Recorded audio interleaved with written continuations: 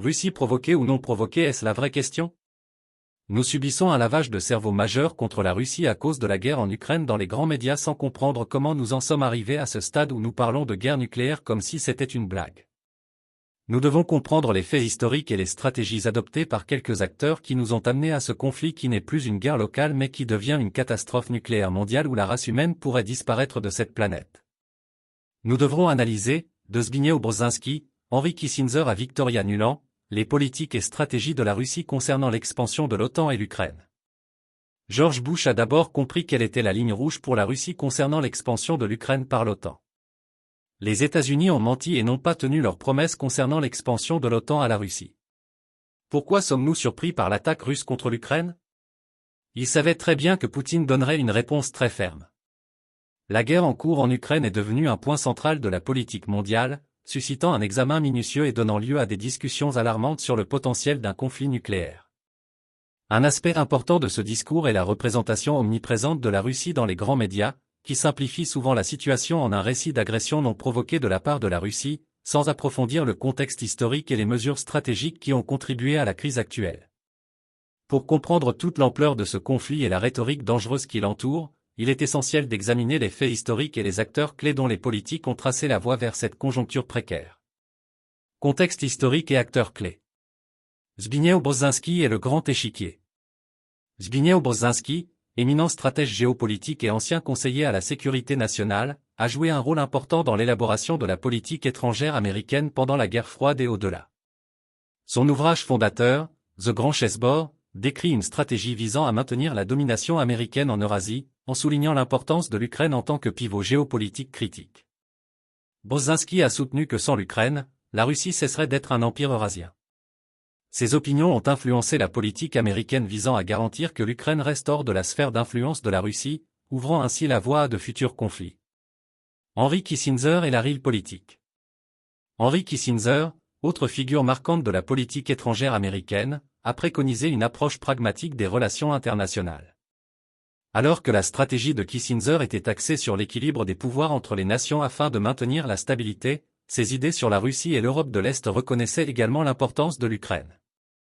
Kissinger estimait que pousser l'Ukraine à l'OTAN serait une grave erreur, avertissant que cela déclencherait une réponse forte de la Russie.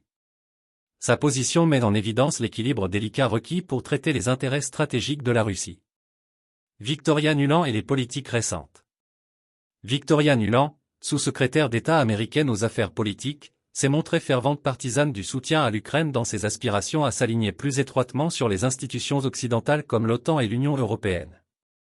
Son implication en Ukraine, en particulier lors de la révolution Maidan de 2014, a été controversée.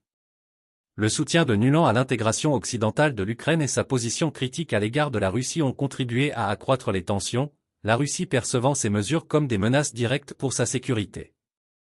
Expansion de l'OTAN et promesses non tenues. L'expansion de l'OTAN est une question controversée entre l'Occident et la Russie. Après la dissolution de l'Union soviétique, la Russie a reçu l'assurance que l'OTAN ne s'étendrait pas vers l'Est. D'anciens responsables américains et des documents révèlent que lors des négociations sur la réunification allemande, les dirigeants occidentaux ont assuré aux dirigeants soviétiques que l'OTAN ne bougerait pas d'un pouce vers l'Est. Malgré ces assurances, l'OTAN s'est progressivement élargie pour inclure plusieurs pays d'Europe de l'Est, contredisant directement les promesses faites à la Russie. George H.W. Bush, président des États-Unis au moment de l'effondrement de l'Union soviétique, était conscient de la nature délicate de l'expansion de l'OTAN. Il a reconnu que pousser les frontières de l'OTAN trop près de la Russie pourrait provoquer une réaction sévère. Cette compréhension a apparemment été ignorée par les administrations suivantes, qui ont mené une politique d'élargissement agressive, aboutissant à des discussions sur une éventuelle adhésion de l'Ukraine à l'OTAN, une ligne rouge pour la Russie. La crise actuelle et le récit médiatique. La description du conflit ukrainien par les grands médias manque souvent de cette perspective historique nuancée. Le récit décrit fréquemment les actions de la Russie comme non provoquées et uniquement motivées par des ambitions expansionnistes, ignorant l'interaction complexe des mouvements stratégiques et des promesses non tenues qui ont conduit à ce point.